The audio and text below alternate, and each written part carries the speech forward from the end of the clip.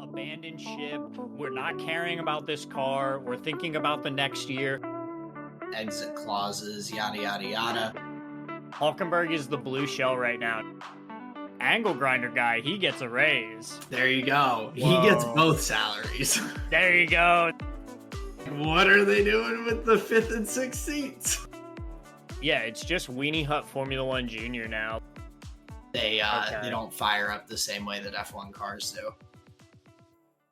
All right, great. Thank you, everyone, for joining us for the Tyred Boys podcast here on streaming on Twitch. I'm your host, Justin. I'm Aaron. Welcome back, everyone. We've got a big episode today with the first race of the season, talking about the Australian Grand Prix, going through a recap of that, some different talking points, winners and losers, all the usual suspects, with maybe a little surprise mixed in there. But Justin, I'm good. It's good to see you. I'm glad to be here and excited to talk about a pretty exciting start to the season. Good to see you too. A wet and wild one. You know, we can use that cliche for sure. Bunch of race restarts. Pretty sure it was like five pit stops for most of the field. So yeah, we really had it all in that regard. I would say a great start to the year. So I'm excited to get into the episode, get into the review, because yeah, it was a like you said, quite a busy one here for Australia, first race of the year. Yeah, so a lot to get into. We had some Formula 2 and Formula 3 as well, but before we get started on that, we've got the quick hitters that we'll run through for this week's episode. So first one, Max and the Verstappen.com team announced that they were going to have a car entered into the GT World Challenge Endurance Cup. So they are going to be racing in an Aston Martin with the number 33, Max's old race number before he jumped to the number 1. And so they'll have a driver lineup with a couple of drivers, an ex-sim racing pro, a young driver, former Formula 4 driver, all who are going to be getting involved on that team.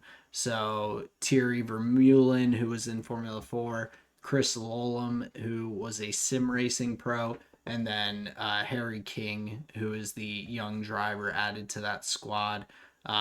So pretty cool to see the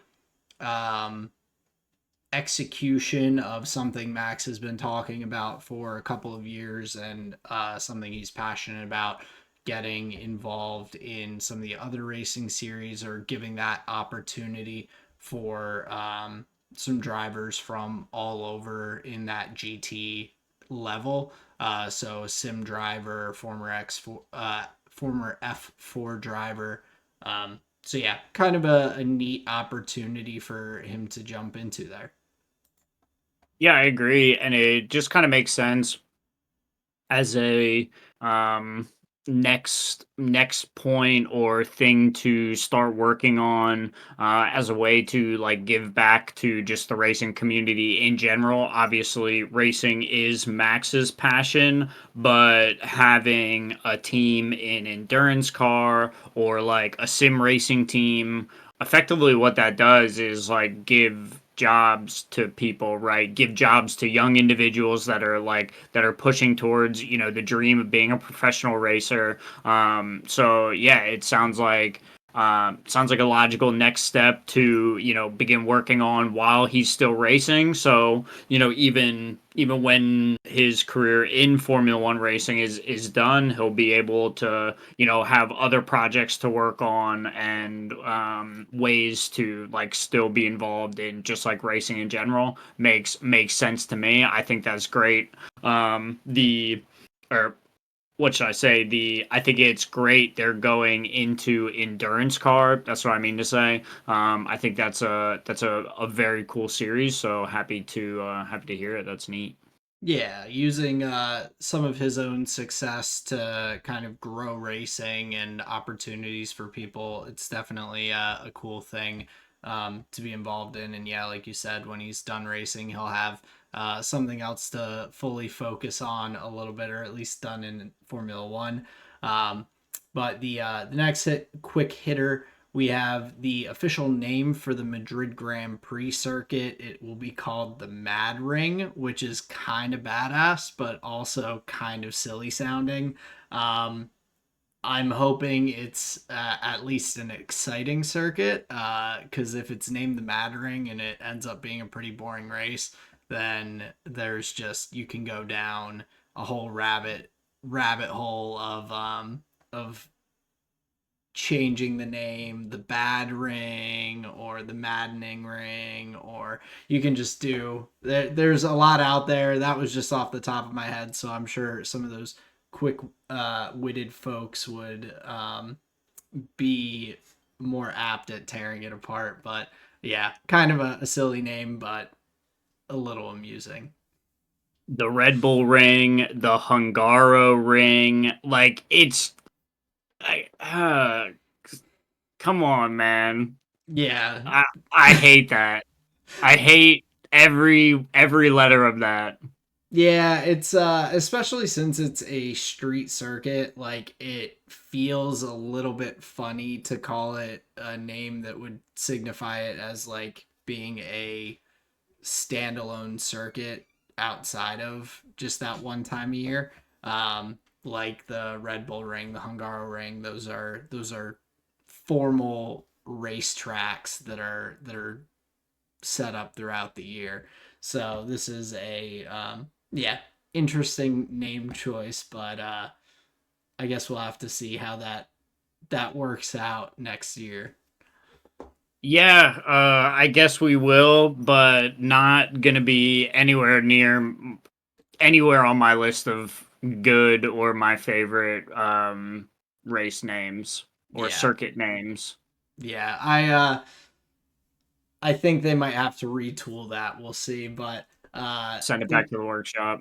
yeah, looking forward though to the upcoming Chinese Grand Prix. There was some announcements that have kind of been ongoing. Red Bull had lodged a formal complaint after preseason testing in Bahrain about both McLaren and Ferrari's rear wings. Um, Similar concerns with the mini DRS and everything, not as extreme as it was last year. But of course, Red Bull's always ready to throw in the formal complaints there about anything they see that seems peculiar to them. And the FIA actually, after this race weekend, confirmed that they're going to have a tougher rear wing deflection test starting in China.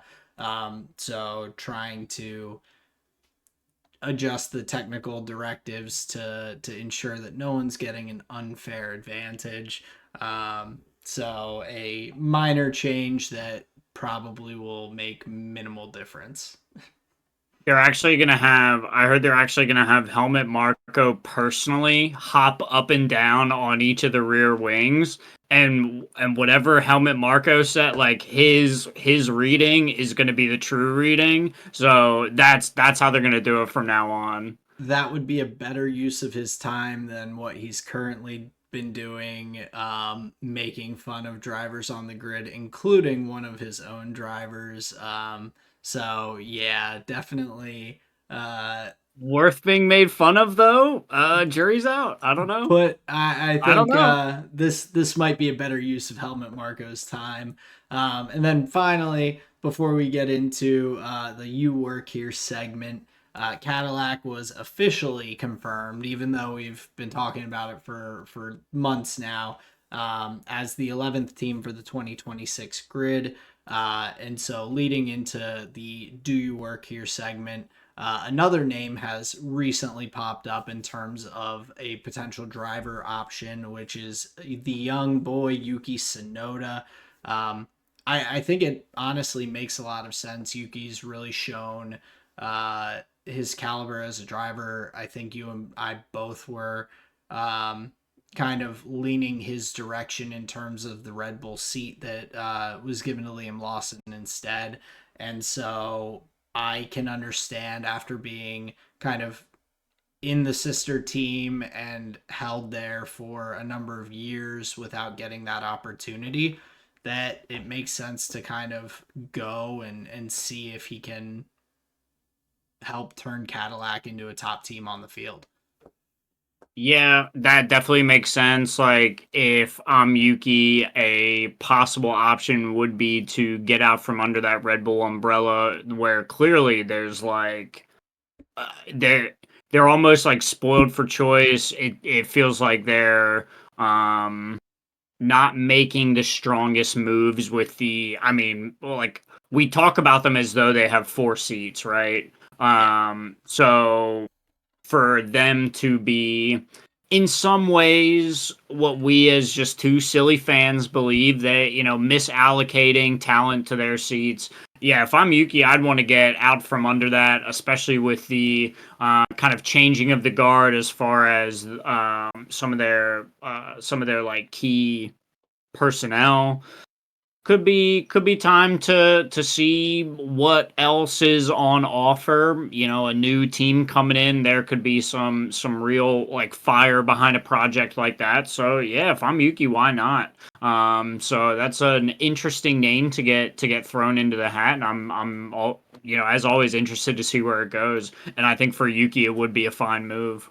Yeah, and I mean, not that there's lots that could happen in the meantime. Sure. There's potential for driver swaps within Red Bull. They're not afraid to do that in the history of the team. So maybe that doesn't end up becoming um, a concern really for Yuki, but I think it's a good door to be open to him. And it makes sense from Cadillac's side too. Yuki, like I said, is he we've talked about him as being a good talent for years now. Who just needed to work on some different things in his growth as a driver, and I feel like he's really been successful in developing himself into a solid number one for the Racing Bulls team as of now. So yeah, hopefully some good opportunities ahead, whether it's within the Red Bull organization or elsewhere. Um, some other just quick uh, news in terms of personnel, but the Sky Sports F1 team added Jamie Chadwick, who we've talked about a number of times. Added her to the broadcast talent, which is good to see. I think she'll have some good insight. So happy to see her joining the squad there.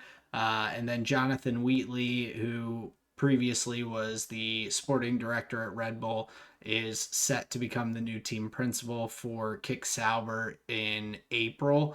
I guess after his gardening leave wraps up. So he'll be taking that on. And I think Matteo Bonato has kind of been just filling in a little bit in that role and will move back more towards his CEO kind of position with building that organization as it's getting ready to become Audi in 2026. Now, here's something I could put you on the spot for. What is like the general role of a sporting director? So, sporting director, I believe it has a lot to do with like the regulations, communications with the FIA, and Okay. like the sporting codes and everything. So, Okay. it's not as much the technical directives of like how to build the car, but maybe kind of the translation of that from rules and the FIA to the organization. I believe that's kind of the primary role. Um, Okay. but if I'm wrong, anyone who's listening, tell me in the comments. Fill me For in. sure. Make me more well informed. So I think that's the primary kind of role for that position. Gotcha. Okay, very cool. And then finally with the do you work here, I've got the extension of Oscar Piastri's contract, multiple years. The second that Christian Horner mentions a McLaren driver's name, he gets. I guess it's the opposite of an Angel getting their wing or a Red Bull getting their wings. They get a contract extension with McLaren. So Christian Horner, when he was talking about potentially trying to get Lando, he immediately signs a contract extension. Christian Horner, I think, was mentioning Oscar during Drive to Survive, and he goes and signs a extension with McLaren as well. So those boys are locked into a really solid driver lineup for McLaren for a couple more years. Oh, I see what you're saying. So preventing a Red Bull from getting its horns. Yes, that's a good way to put it. Gotcha. Okay, now I understand. I was It like was I was bulls and trying wings to and well, Red they have the whole Red Bull Red Bull gives you gives you wings, wings. Sure. and there's that saying about every time whatever happens an angel gets its wings or something. So I was trying to like cross the two there. Um Gotcha. but yeah, it didn't pan out, which is okay. What did pan What is out it was like? Every Oscar's time you see a rainbow, an angel gets its wings or something. um Oh, we've got him googling now. We're gonna oh, learn. We're gonna learn this phrase. every time a bell rings, an angel gets his wings, and it's from It's a Wonderful Life. Gotcha. Okay. All right. So I I'm knew it actually was happy like to learn that one. yeah, I knew it was like from some old movie, but couldn't think of it off Gotcha. the top of my head. But anyway, Oscar Piastri contract extension, and McLaren has a solid lineup for years to come with him in Lando. Yeah, I think Piastri was until the end of 2027. Okay, so Yeah, it's a solid couple of solid years. extension for him. Sounds like it was a nice pay bump. He's in a similar range to Lando now, and I mean, I think it makes sense. They've both shown themselves to be very high quality drivers after winning the constructors championship. As long as you keep giving them a quality car, they've shown they can compete. So um, yeah, big props to Oscar on that.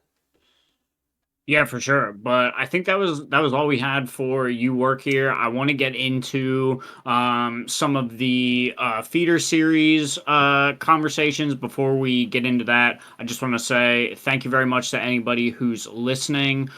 Please feel free to hit the like, hit the subscribe button. Feel free to leave a comment, like Aaron was saying. Feel free to teach us something new. We just appreciate you being here. New episodes after every Formula One race. So just thank you very much for tuning in. Yeah. We really appreciate it. We appreciate you guys being just here with us to listen to us jabber about motorsports and Formula One. But we'll hop right into the feeder series, like you said, starting with Formula 3. For F3, we got to have both the sprint race and the feature race, which I don't think there's too much that I want to really dive into yet, but just that a new crop of 30 Formula 3 drivers are on the grid. A couple returning names here and there, but we had the first Mexican driver to win in Formula 3 for the sprint race, with Santiago Ramos winning the sprint race, followed by Martinius Stenshorn and Roman Belinsky in second and third for the sprint race. Um, and then for the feature race, that was a little bit, I guess, more similar to the Formula One race with the wet weather and everything. We ended up seeing two Tridents at the top of the podium with Rafael Kamara and Noah Stromstead, followed by Theophil Nile, who was there in P3 for Van Amersfoort Racing. It's a mouthful. Um, but yeah, so I think across the season we're going to end up learning a decent bit more about these drivers. Kind of have our eye on drivers to look out for who's going to Formula Two. But from this first race weekend, I didn't have too much that I was keeping an eye on, other than generally getting a little more acquainted with some of these drivers in the field. Yeah, for sure. Because, like you said, it's 30 new drivers. Some from last year have moved up to Formula 2. We can talk about those names in just a little bit. Some have, gone on to other series, other teams, and just have filtered out into other racing. But yeah, it's tough to get a hold on like all the names and such. I think like a nice way if you're trying to like get involved in the feeder series. So in F2, there's like um the teams are supported by the Formula One teams, at least some of them are, and Mm. then those same F1 supported F2 teams have cars down in Formula 3. So if you have like a favorite F1 team, you can kind of look down and say like, okay, who are they supporting in Formula 2? And then like and then you can then learn like, okay, that's who they're supporting in Formula 3 then as well, and give you like a nice sort of like, okay, so here's like the team of drivers that are competing in like the top formulas, because that's kind of how I've approached it this year, where it's like, okay, so the ones like to really learn are the Formula 2 drivers that are competing at the bleeding edge of that competition, because those are going to be the ones that get promoted. I mean, we saw both Hadjar and Bortolito 1 and 2 in the Formula 2 championship last year being promoted. So I think that may be how like I begin to frame the at least the F3 conversation is like, okay, like who are like quote unquote my team supporting, and that's like Mm. I think who I'll look at, because yeah, otherwise it's a field of foreign last names with like no faces, and it's like, man, okay, this is going to take a whole season just to pick apart. Yeah. So yeah, I've just found like a couple different ways to think about it. But yeah, the F3 race was like a bit more similar to the F1 race that we had, like you were saying. Yeah, with the rain and everything, and like you said, it's gonna take some time to get to know a lot of these drivers. They're coming from all different series, regional Formula Fours, and different other single seater racing series around the world. So it's definitely exciting for them, but will take some time. But similar to what you said, with the relation from these drivers going in Formula 3 and then up to Formula 2, we had we had 7 of the top 8 drivers from last season's Formula 3 that moved up to Formula 2, with the only driver that didn't move up just leaving racing for personal reasons. So 7 of the top 8 drivers in Formula 3 moving over, with former Fornaroli, Gabriele Mini, Lucas Browning, Arvid Lindblad, Bogdanovich, Gutha, and Megatunif. So we have a number of names that are familiar, along, of course, with some returning names. Joshua Dirksen, who comes in after winning the last race of last season, coming in and winning the sprint race for the first race of Formula 2. Um, I think one of the interesting things, really, though, in the Formula 2 race, um, since the feature race was rained out, I Hmm. am curious how, and this is going to be a late season thing that I may look at, but how Dirksen qualifies P9, then he gets the P2 start, wins the race, and then he doesn't have to start from P9 in the feature race. So the reverse grid start for the sprint benefits him, disadvantages the top qualifiers for the Formula 2 grid. And then at the end of the season, that could kind of swing things depending how it plays out. But I just found that to be kind of an interesting point, that reverse grid. Obviously, you don't know the feature race is going to be canceled until weather comes through and forces their hand. But that could be interesting for Dirksen to kind of benefit pretty heavily in that first race of the season, to be leading the championship without having to do too much overtaking. Yeah, without having to do too much overtaking, and nobody really has the opportunity to like try and get like points back on him.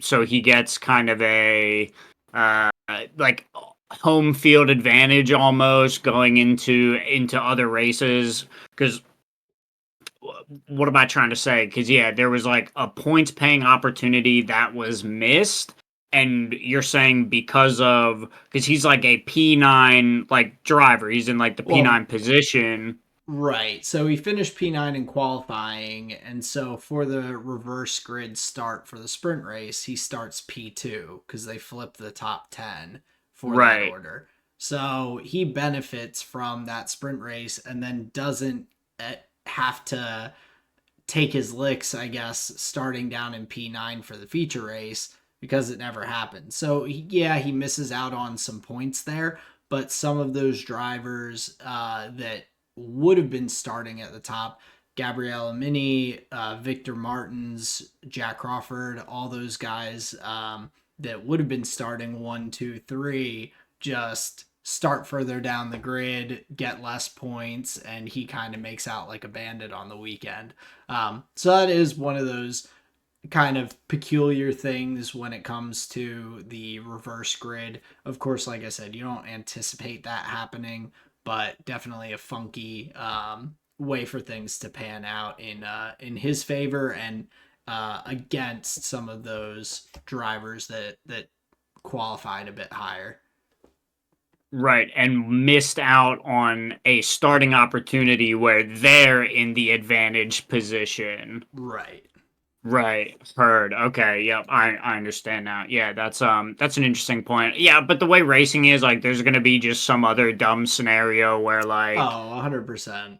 yeah, like, somebody takes out five different drivers. Dirkson's one of them. Okay, so he loses Yeah. out on points here. Like, you get what I mean. Like, there's Just just a some. bad safety car timing for him later in the season. Yeah, like it's still a long season for the Formula 2 grid. They've got a lot of races ahead of them, so I don't imagine that this will necessarily make or break the championship, but it would be interesting at the end of the season to look back and go, man, that feature race getting canceled really panned out for Dirksen. He won the won the Formula 2 championship by 2 points, and all it would have taken is having that feature race potentially. But we'll see as the season goes on. But it's definitely it's exciting to have those feeder series starting back up right with the first race of the season with the Formula One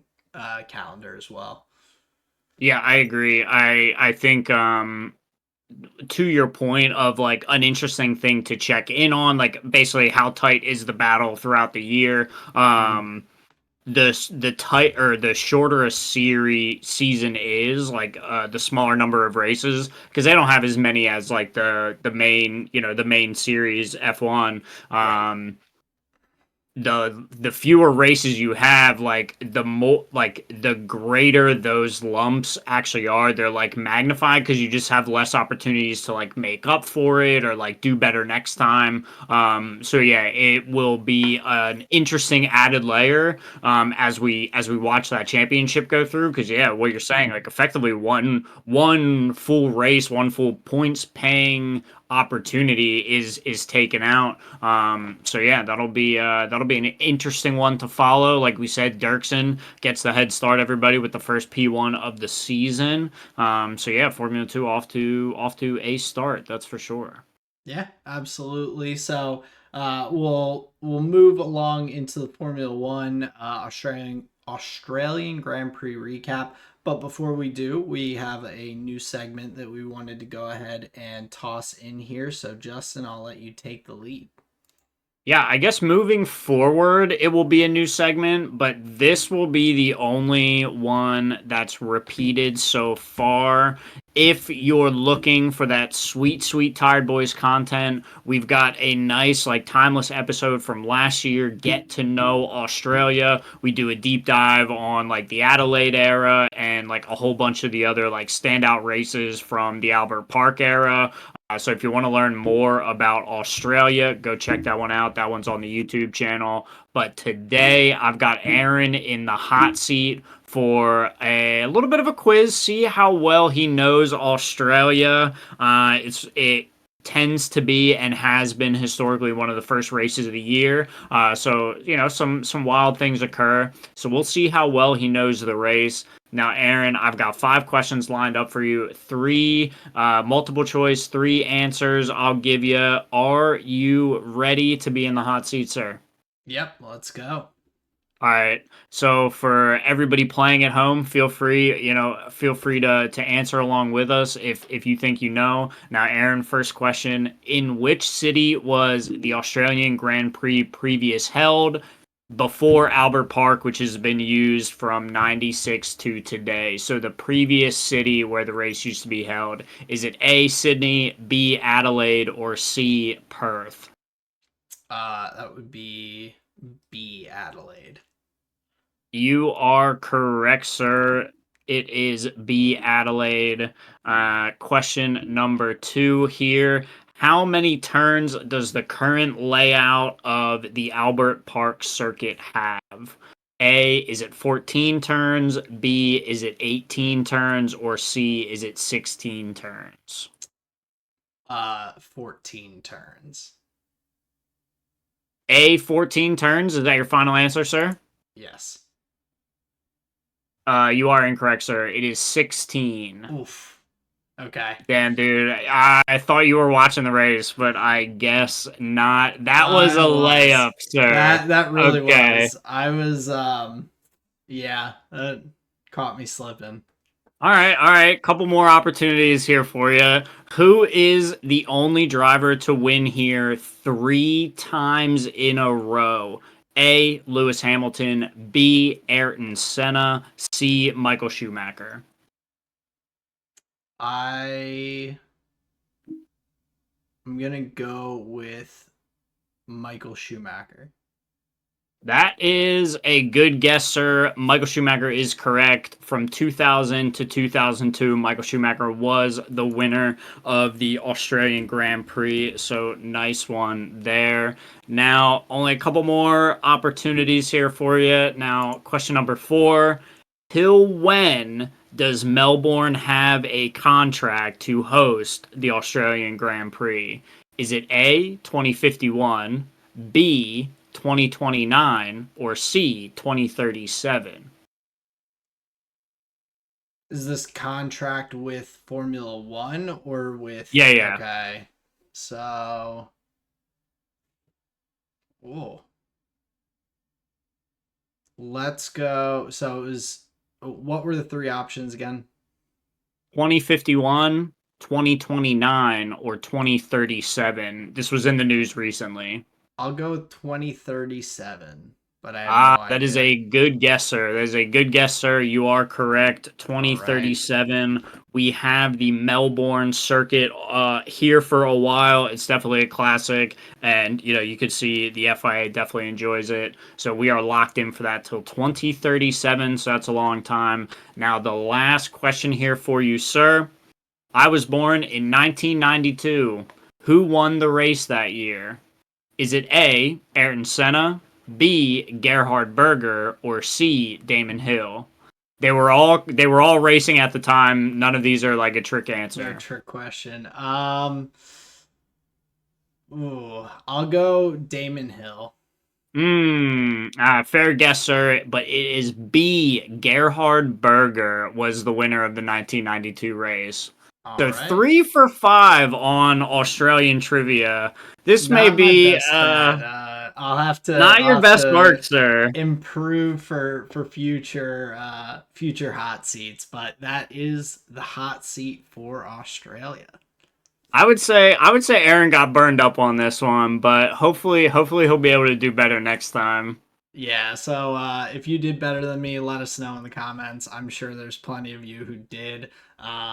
So we'll possibly have to put that out as a fun little trivia test for some of you folks online. If you keep an eye out for our TikTok and YouTube shorts as well. So you may see that come up there. But getting into the Australian Grand Prix recap, why don't we go ahead and kick it off with our winners and losers for this week, and then get a little more into the conversation. Yeah, for sure. I'll give you my first winner and my first loser here for the race. My first winner, I would say, is Mercedes. In the what our mind would be the top four teams: Red Bull, McLaren, Mercedes, and Ferrari. I think they had just the best like weekend overall. They leveled up over the course of the free practices, and then by the time the race rolled around, they took a really punishing set of circumstances, made the best that they could with it, nailed a podium and a P4 position. So just slurping up so many points on the first weekend, like in a long campaign. That's a type of weekend that you need. And also in a weekend where you have Jack Doohan, Isaac Hadjar both going off as full season rookies, we'll call them. You know, Kimi Antonelli, P16 to P4. That's insane. He really, really made the best of a bad situation with all of the offs, all of the safety cars, all the pit stops. Like, that's it. That's a lot to deal with on your first like outing. So I would say as a team they nailed it. Individually, the drivers nailed it. And as like thinking about it in the context of the constructors championships, I mean, what more do you want? That's so many points to start off with. So yeah, I think without a doubt a a team in the winners conversation has to be Mercedes. I think they nailed the weekend. Yeah, I completely agree. Kimi Antonelli was one of my two winners on the weekend, and uh, to speak of Mercedes as a whole, they're tied in the constructors championship for first right now with McLaren after the P3 P4. But Kimi Antonelli, like you said, he was just a standout for me in a weekend that was really just difficult for everyone. I mean, we see so many drivers going off. We saw a number of drivers crashing and not finishing the race from uh, just long standing drivers like Carlos Sainz and Fernando Alonso to a number of these other rookies, Hadjar, Doohan, Bortoleto. Really a um, I mean, one minor mistake during the race, but it didn't cost him. He charged up through the field, um, and did kind of what you expect for a Mercedes car coming from the back of the field if you have a seasoned vet in that seat like George Russell or when Lewis was on the team. Starting in P16 with the Mercedes, you're just like, oh, let's just watch this Mercedes cut through the field, and Kimi did that in his first Formula One race. So phenomenal, and huge props to him and Mercedes on the start to the season. That was massive from them. Yeah, so you're in line with me. I thought that was as far as a first time out. Yeah, and just great, wonderful. I don't think you can ask more of a rookie in that scenario, especially when other people in his same class were having much less stellar performances. So yeah, I thought that was great. And then my first loser here for the weekend, I'm gonna say Ferrari. They were further back than I expected throughout the entire weekend, even in some of the practices, struggling to find the pace that other cars were finding. They were down positions in the race from where they started. I mean, obviously, it's like tough to get a race like that right at every stage, especially in that crossover period where it's like, is the rain coming? Is the rain not coming? Okay, the rain's here, but like, do we stay out? I don't know I don't know how much you have the radios turned up, like Hmm. the team radios turned up, but the comms were chaotic. They were frenetic. There were drivers like not barking, but like under clear stress, like on the radios asking, Hmm. "We need to be making decisions now. Like, what are we doing? What's the plan?" And I think Lewis and Ferrari kind of lost out on that. They went the let's push, let's try and stay out, which it did not seem like was the right call. They ended up being overtaken by a bunch of the drivers that had gone on to the the green label tires by that point, and all of the gains that they made by staying out just got undone by these earlier pit stops.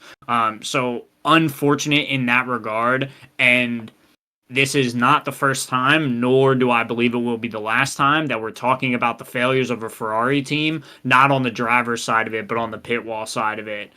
In 2024, we made mention of it a few times, but it was like way more prevalent in 2023. So if we're going to see Ferrari like make missteps or possible unforced errors, it's gonna be in those like do we pit, do we not pit type scenarios where the communication has to be spot on. And here's another layer that I'm gonna add in to like not a great look for Ferrari. The comms between Lewis and his new race engineer. I mean, is this the first time they've ever been on a phone call? Like for real, this guy is just robot delivering information. Lewis is like, no, stop! I don't need this. Like it was clearly information he did not want, did not need at the time. So there are some clear ruffles that are going to have to be smoothed out for Ferrari to be where they ended last year, which was like almost stealing that win away from McLaren for the drivers championship, and they did not look like that on Sunday, unfortunately. So that's why they're my like first loser in that regard, is like it seemed tough for them. Yeah, I and once again, we're on the same page. I had Ferrari as one of my losers on the week as well. The car, like you said, didn't look great at a number of points throughout the weekend, including after qualifying. I saw a lot online of people trying to um, have some hopium there of, oh, the Ferrari, they're preparing for a wet race. They had higher downforce, so that's why they weren't as good in qualifying, because they went for this wet race setup with the car, which clearly was not the case. They struggled just as much as everyone else there on the circuit with the water, including Charles apparently sitting in a pool of it, where he comes across the radio and communication that should be pretty clean. He's like, "Hey, is there a leak?" And they're like, "What do you mean a leak?" He's like, "There's water in my seat." And they're not like, "Oh, let me make sure that none of the hydraulics or none of the systems are having issues." They just go, "Ah, it must be the water." It's like, yeah, like, but why is it in my seat? That's not normal, clearly. And so between that and really the communication as a whole, like you said, he's not only learning a new organization, he's learning a new car, how it drives, he's learning a new steering wheel and all of the different buttons and knobs you push and turn to get to the right settings and everything. But there were just so many of those hiccups on the radio that I didn't anticipate. Like I understand that it's not going to be perfectly clean on the radios and the comms, but Lewis was like, "Hey, I don't need this information," very politely. And then his engineer comes back very shortly after. He's like, "Hey man, just let me drive please. Like I'm good. Just let me get to it." And I you could just hear the frustration in his voice. And yeah, they also were trying to make the decision. Lewis wanted to come in a little bit sooner for the inters, and they're like, no, we don't think the rain's going to hit. Stay out. The rain clearly hits. It's like those team decisions. I'm hoping they can clean them up for Charles and Lewis's sake, but definitely a tough start for them. And so yeah, they're on my list for losers of the week as well. Still both drivers in the points, so not a total loss, not starting from zero in the next race. So definitely a performance it seems like they can improve on, but yeah, definitely a bit rocky at the start. I'm interested to hear who your other winner and loser is on the weekend. Yeah, so for my other winner, it was Nico Hulkenberg and the Kick Sauber team. Even Mm. with Gabriel Bortoleto crashing, up until that point, he was really having a pretty decent race. He had a solid qualifying, making it into Q2, starting P15, which is definitely ahead of where I anticipated him being. And then he drove really solidly for a long stretch of the race before he ended up crashing in conditions that were clearly tough for everyone. But then on Nico Hulkenberg's side, I mean, just they got the calls right. Nico drove a really clean race. He didn't get himself caught up with Antonelli, who made some pretty aggressive passes on him twice during the race with the spin out and having to come back through for Antonelli, and to start off the season with 6 points for a team that didn't score any points until like the last race of the season last year. To have Kick Sauber above Ferrari in the Constructors' Championship right now is kind of a mind-boggling statement to make, even after one race. That's pretty wild. Um, so I had to give some huge props. They scooped up some really good points on a kind of crazy weekend, um, and I think that will definitely be a huge benefit down the road. When that battle in the kind of back markers gets a little bit tighter as the season goes on. I mean, that was more points in one day than they earned all of last year, no? Yeah, Yeah, wild. Hulkenberg is the hero Kick insane. Sauber needs. Like that's in like very stellar. Now, like, do we call him a wet weather specialist yet? Because didn't he have one? Didn't he have one last year as well, where he like drove out of position to get some good points? I'm sure he did, but that Haas car, he had a number of times that he was making it up into the points throughout the year. There were just races that the Haas was fighting up there, and so yeah, I just think he's a solid driver. I think he was a smart pickup for Kick Sauber and the Audi kind of long term plan. Um, and yeah, I'm definitely impressed that he started off this. He kicked it off very well for the Kick Nailed Sauber it. team. Really nailed that. Who's your second loser on the weekend?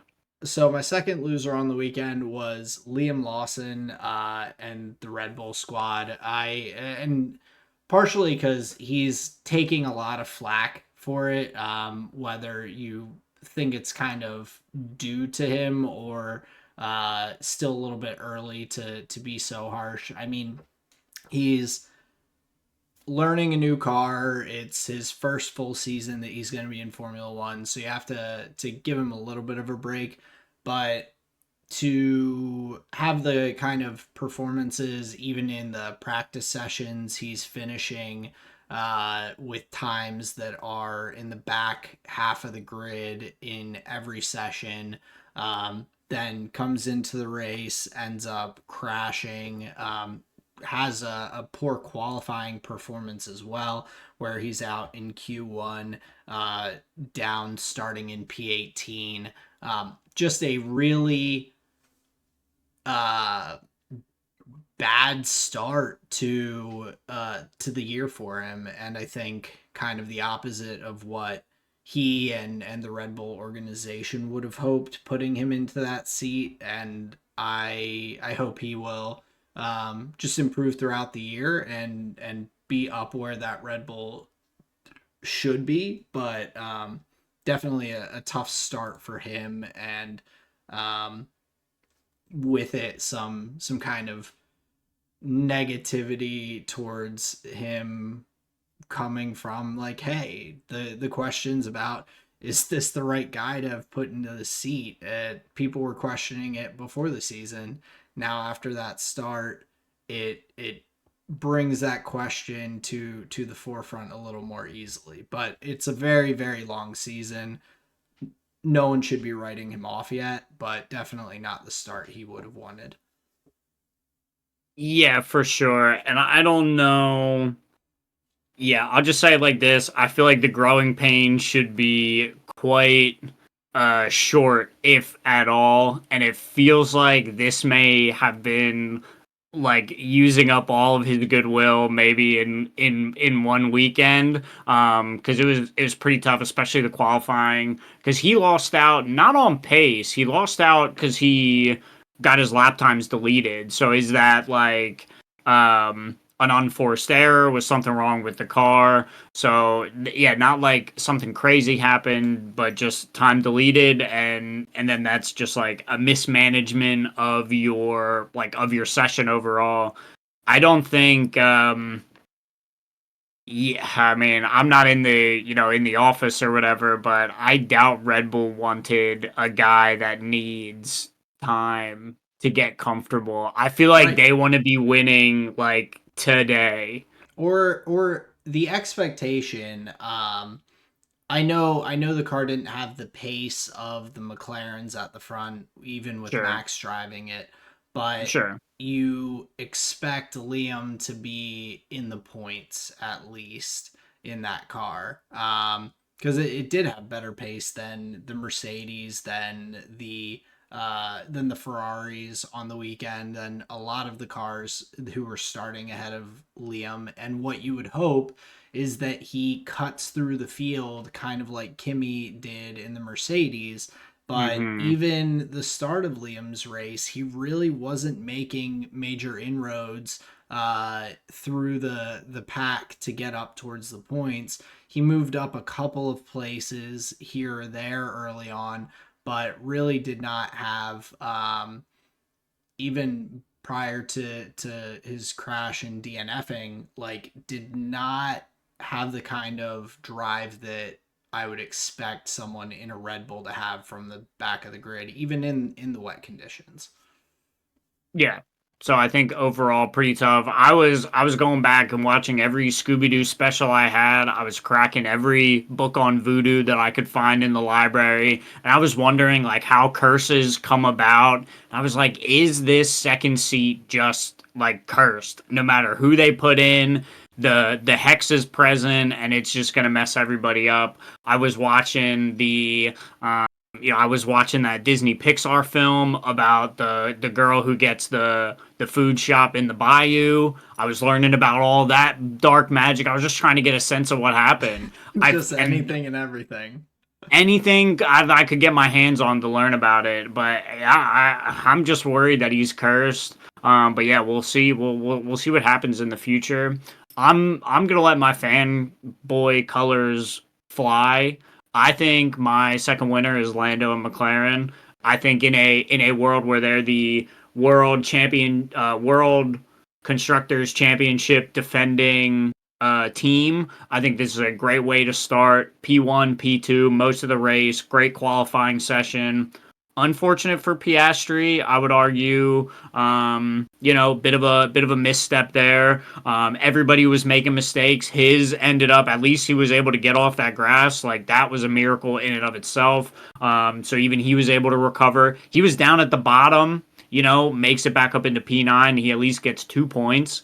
Mm-hmm. So even recovers like a big mistake in that regard, but I think just a really good way to start a championship defending campaign, both for Lando and McLaren. So I think they were worthy of a winner spot. And then just my losers were just the rookies that like didn't get a chance. You hate to see that. Hadjar done before it even starts. He's fucking crying into his helmet. Like that's just heartbreaking for Yeah. everybody. It's like it's 1 a.m. and I have to start with this kid crying into his helmet. It's like, come on, man. So tough way to start for both, specifically like Doohan and Hadjar. They really got the worst of it. Yeah. So just kind of general loser in that regard. But yeah, I think it was a great race. For the because what's this conversation really about, the winners and losers? It's like expectations and how does it align with like our like the narrative that we currently have going about these teams, right? And how Yeah. does it kind of compare in that regard? So a lot of it from the team angle, because we're seeing what's going to be kind of the status quo going into some of these races, or maybe there will be no status quo. Maybe there'll just be shakeups here and there. Like one of my standouts, I think we can move into some other aspects of the race. Like I'm sure you were paying attention. I mean, Alex Albon in the Williams. I mean, this is like a life race for this guy currently. So yeah, I think just some great performances from a bunch of different spots on the grid. Is there anywhere that you wanted to start that like we didn't really hit on previously? Well, I'll pick up a little bit with Isaac Hadjar, and of course, just like you said, devastating way to start. The only positive that came out of that was that I was almost home from my brother-in-law's birthday party, and the delay allowed me to get set up in my living room for the official race start. That's the Hell yeah. only positive that came out of that, because he had such a phenomenal start in terms of his qualifying. He's starting in P11, just misses out on making it into Q3 by, I think it was like 5 hundredths of a second or something like that. Just extremely close. He was like 5 6 hundredths of a second behind Pierre Gasly, and so um, really awesome to see him have that one lap pace. And I was excited to see how he performed during the race. But like you said, unfortunate with him DNFing before it even gets going. He's got a long season ahead of him though to come out and perform. So that was one of the points that I wanted to definitely touch on.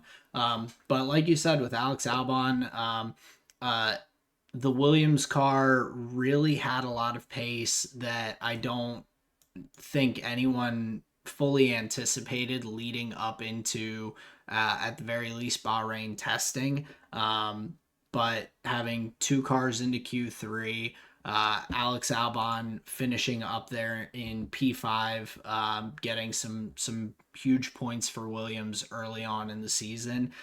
I I feel like that driver lineup with Carlos and Alex is going to be a huge boon for the team, who has now taken a couple years and I think really fine tuned the development to move up the constructor standings in this last year um, of the regulations before 2026. Yeah, I was trying to get a handle on like, is this one of those like wet weather scenarios where Albon's just able to like make good on a bad scenario, or is this going to be kind of indicative of progress to come from Williams? That's why I would have loved Carlos Sainz to finish the race to get like the Mm-hmm. two car sense of what's going on. Like, did Albon like really overdrive this? But if you look at times, like even through like early stages of the weekend, he wasn't really up near the top. But once practice three rolled around, Albon was up near the top of the table. His times were well dialed in. So I think he had a really like good understanding of the car and the track, like going into qualifying session. And then he was able to convert on that. I'm pretty sure it was like P4 qualifying, P5 finish, or something like this. Mm. So just something really good for Alexander Albon, one of my kind of dark horse, middle of the pack drivers that I've been enjoying following, kind of similar to Yuki Tsunoda in that regard. But yeah, to my mind, just a life day for Albon and Williams. I'm curious if these points will kind of buoy them to make some inroads on the constructors championship.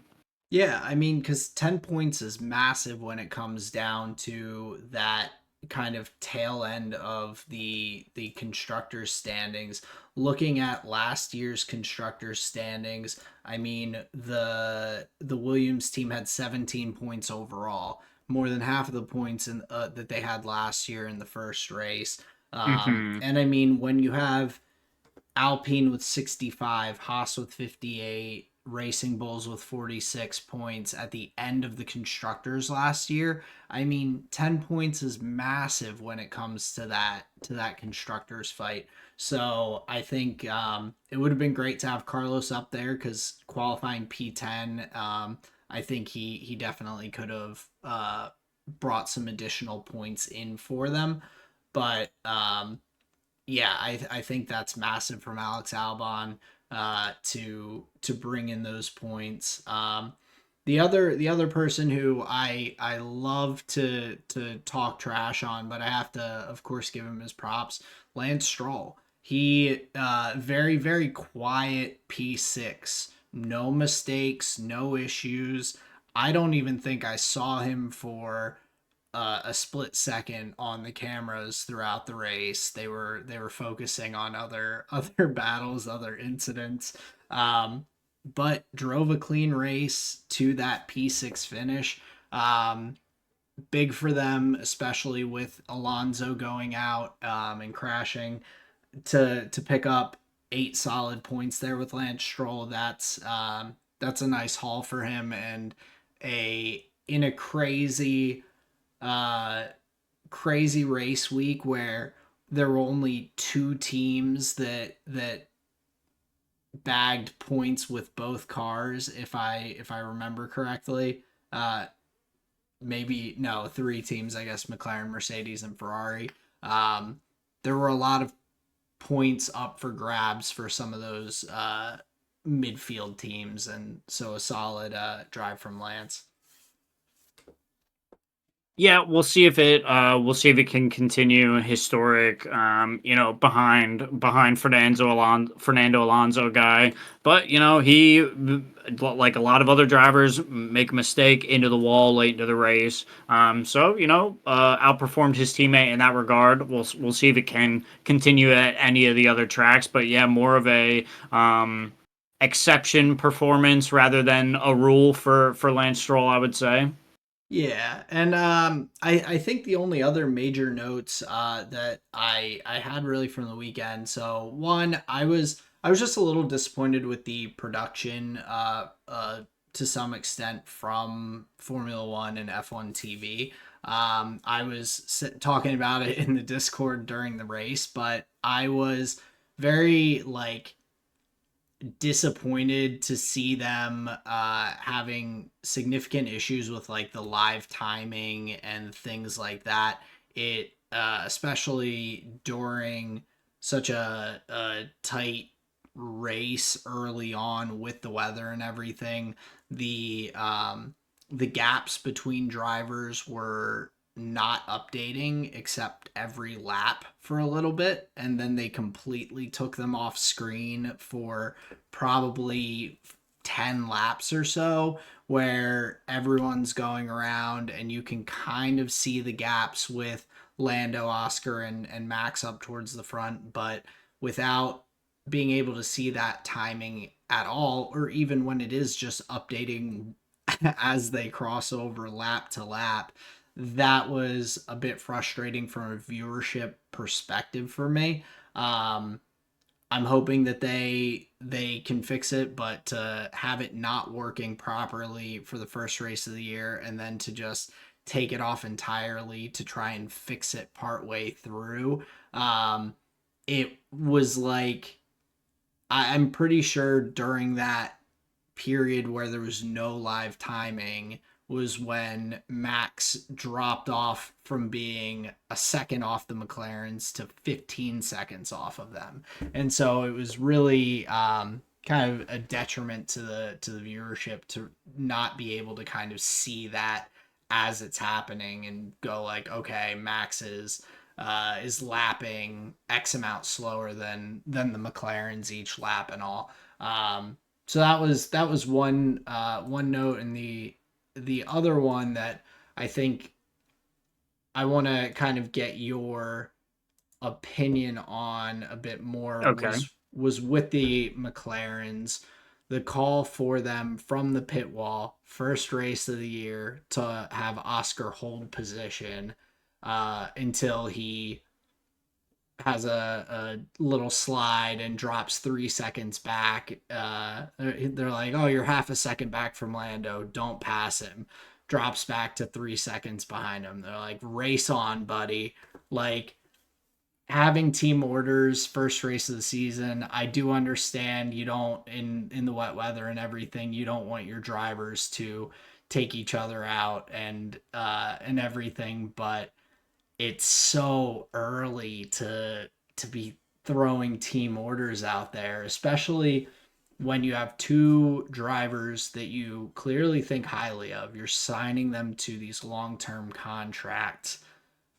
I think you should be able to trust them for the most part to drive respectfully with their teammate and everything. But what are your thoughts on that with team orders so early in the season? It feels like a question of safety. It felt like a question of they weren't sure what their pit strategy was going to be exactly. Maybe it wasn't like they didn't want them racing. It just felt like they didn't want them racing right then. In a scenario where, yeah, maybe Piastri felt like he was like pushing for the overtake and they're just like, don't do that. He's like, fuck, okay. He just has to slow down. Like, maybe kind of boring for that guy. But I think McLaren was trying to cover off a potential nightmare scenario where, like, they're racing each other, but they need to like be focusing on like the pit and like what tires are going to be going on. Maybe they were just trying to like keep comms clear. But then you're right. They're 2 to 3 laps later, they're just like, race on, buddy, go get him. It is kind of like, well, could I have been doing it the whole time? This kind of question. But it feels like the pit wall being cautious and not just like handing away a one, like what at the time was a 1-2 to just something like silly, what effectively would have been like a breakdown of communication. That's like the vibe that I got from it. I Okay. mean, say what you want about team orders, like it's the team trying to guarantee, like they're trying to lock in what they have, and who am I to argue with that? Do we want to see like racing at the front of the field? Sure, but I also don't want to see like teammates taking each other out. I want to see them like racing for the dub because the dub supports both of them as drivers. If McLaren wins, they're winning. Surprise. So like I don't think at this point where they are both race winning drivers, I don't think they should give a shit who's one and who's two. It's all towards the end goal of dominating Max Verstappen and the silly Red Bulls Yeah, from their minds. Like that's I all it should be about. yeah, and I think that's a pretty even keeled perspective on it and opinion. Yeah, I think with the weather and everything, it does kind of make sense. I think I'm more curious to see if there's a position later in the year where Oscar's in P1, if they're going to start throwing out team orders in his favor as well, telling Lando to hold position and everything because they have two number one drivers there at McLaren. So I don't I just I guess for the first race of the season, with Lando being the one who had been in the title fight last year with Max, I I still think Oscar should get a fair shake, and so I'm sure he probably will. But it was very early in the season where I'm like, I was excited to watch them duke it out and to see like if Oscar, who was lapping quicker than Lando at the time, was going to be able to get past and go on to win the race. Home Grand Prix in Australia. That was another part of it for me where I'm like, this is this guy's home race. He's got the crowd going nuts for him and everything. And you're just like, oh no, hang in P2, bud. Um, which still would have been one of the best Australian finishes or Australian driver finishes in a very, very long time at the Australian Grand Prix. Um, but yeah, I think you have a pretty tempered view of that as opposed to my 1 in the morning zeal for some fights at the front of the field. Yeah, Um, you're out. You're out for blood. Then you need some excitement. You're like, let him race. It's like, maybe Yeah, I needed the energy to keep me awake. for sure. There was That's plenty understood. plenty that was there to keep you awake though throughout this race. But um, I guess any other big notes that you had from the grid or the race? Nothing that we didn't really hit throughout the other conversations. Yeah, I think we hit all the kind of all the big points. Some of the out of position cars hit all the the DNFs. Yeah, I don't really know if there's too much to really go over in that regard. May just be able to bring it into the cool down lap and start to wrap the episode up. Well, I just have one final note that I almost forgot, and it Oh hell I'll yeah. I'll keep it short. But um, did you get to catch the post race press conference at all with Max, George, and Lando? I did not see the press conference. Okay, so during the press conference, one of the media personnel asked the question to the top three uh, for Alonso's crash. When they had the lorry, like the crane thing out on the track and all as they're lapping around under safety car.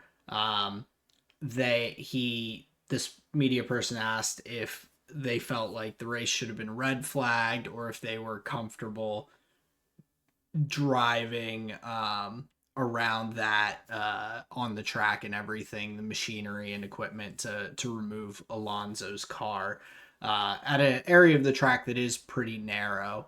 And all of them gave very, very short answers. They were just like, yeah, it was fine. Max even kind of goes on to be like, if you would crash into that thing, like you shouldn't be in Formula One, and Lando kind of concurred.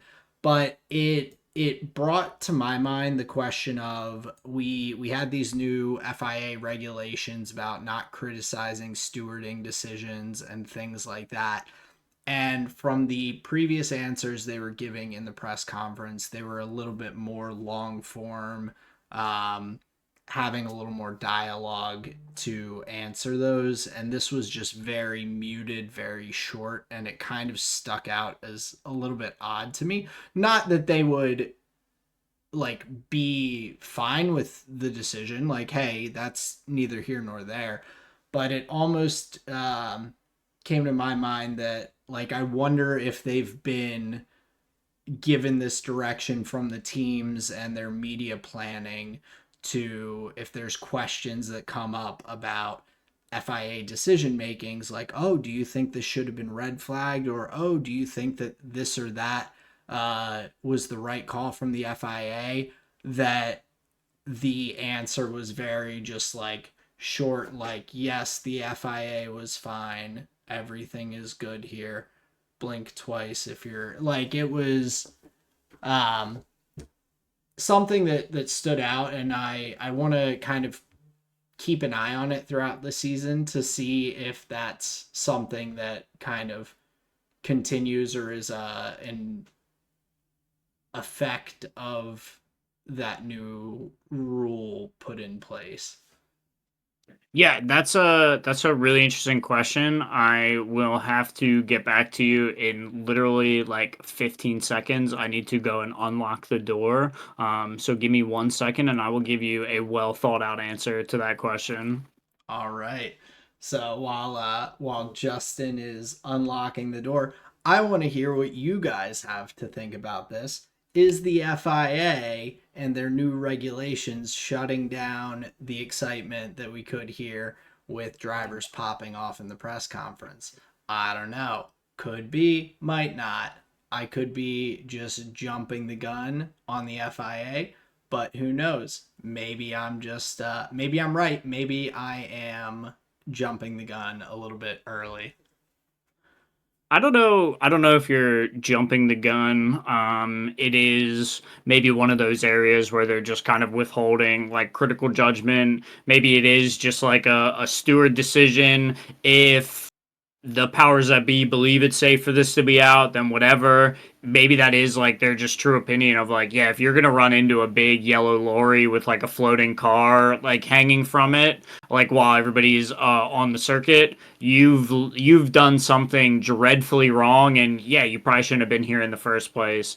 So that could be their true opinion. I would have to see if there's like other even like more egregious things that happen where they're just like, yes, we believe this is okay. We feel safe here. Like that's when, yeah, maybe there's something Yeah. questionable going on. But that's a like a good question to say like, okay, there's this rule put in place here. Here's a question that may, jive some jimmies, and we're getting some flat answers here. So to be aware is not a bad thing. But Yes. it So could just be like what they actually believe.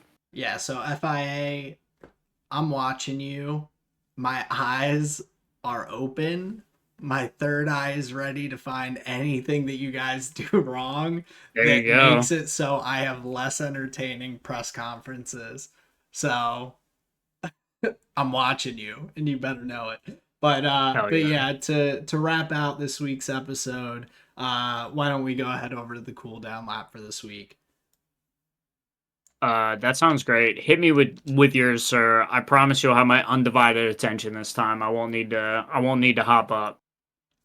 So for this week for Rose, Thorn, and Seed, I'll go ahead and for my Rose, I'll say the 40th birthday party for my brother-in-law Sean was really a good time.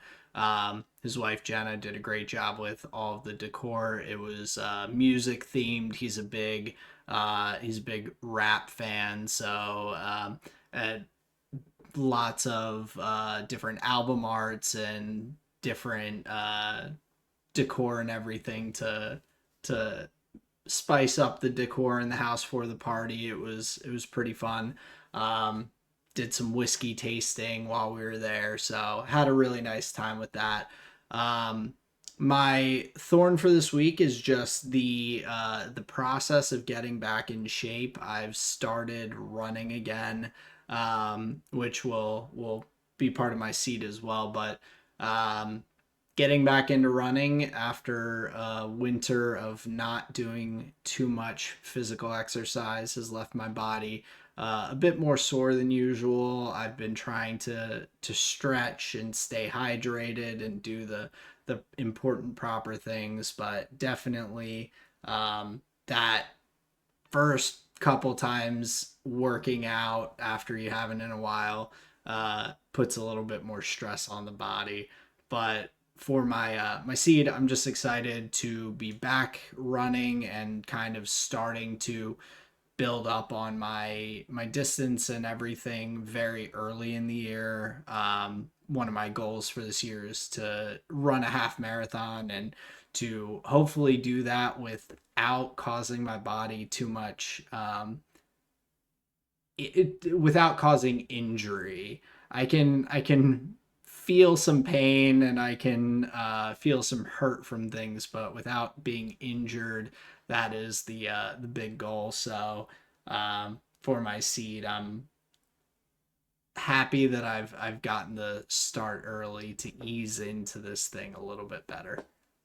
Do you have a date that you're shooting for? Not in particular. I was looking at one later in the year initially, and then that didn't pan out with some of my buddies that I'm gonna run with. So now I'm looking out for an interesting half marathon that's not too far away. Nice. That's very cool. Okay, so some what would you say, some fitness related goals and plannings here? Yeah, to kick off this F1 season, I'm out there getting myself race ready as well. So yeah, it's a good start. Feels good to be exercising. I'm happy. I enjoy it. I like to listen to music and just go. Um, but yeah, I'm giving myself a little bit more leeway as I'm getting older to to get myself prepared for that. Sure, giving yourself a little bit of space.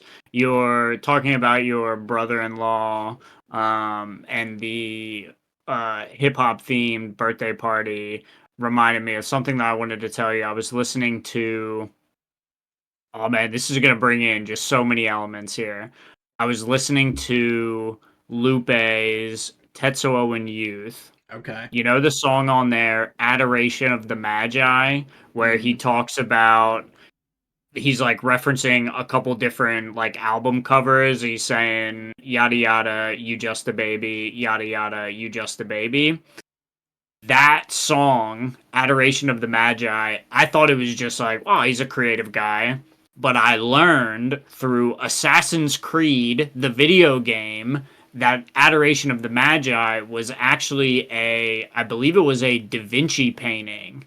Oh, interesting. Okay. Yeah. So he is like referencing so the song title is the title of a painting, and in that song where he's talking about the paintings, the motif that he keeps coming back to is like you were talking about with the birthday party, album arts. They're like popular and important album arts like in like that genre of music. He references Okay. Biggie album. He references a Drake album, a Lil Wayne album. So he's um bringing in other elements of like his genre into this like very I guess old school reference to this painting. Well, and Go ahead.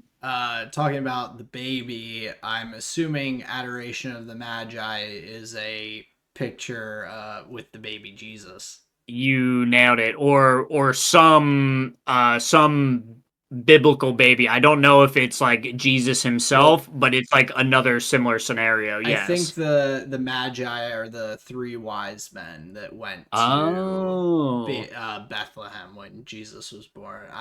gotcha. I believe that would be the most likely reference.